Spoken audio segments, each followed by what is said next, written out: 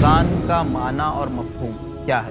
رمضان کا معنی وہ مہینہ ہے جس میں اللہ رب العزت نے ہم پر اپنی ایک عبادت جس کو فرض قرار دیا، روزوں کو رکھنا ہے۔ جیسے سورج کی تپش سے ریت گرم ہو جاتی ہے تو رمضان کی تپش سے گناہ ختم ہو جاتے ہیں اور انسان اس مہینے میں نیکی کرتا ہے۔ اس کا ایک معنی رمضان۔ بھوک اور پیاس کے وجہ سے جو پیٹ کی گرمی ہوتی ہے، شدت ہوتی ہے، اس کا ایک معنی رمضان۔ اور ایک معنی یہ بھی کہا گیا کہ اللہ کو راضی کرنا، خوش کرنا بہت زیادہ ذکر اور اذکار کر کے، اس لیے کہ رمضان اللہ کے ذکر کا مہینہ ہے، رمضان مغفرت کا مہینہ ہے، رمضان گناہوں کی معافی کا مہینہ ہے، رمضان نیکی کرنے کا مہینہ ہے، رمضان بھوکے اور پیاسے رہنے کا مہینہ ہے۔ یہ رمضان کا ایک شرعی اصطلاح میں ہم معنی جو ہے لے سکتے ہیں۔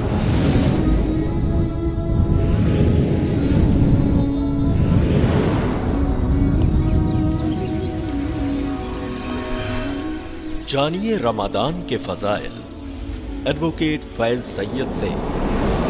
روزانہ رات 10:30 بجے مرسی ٹی وی پر۔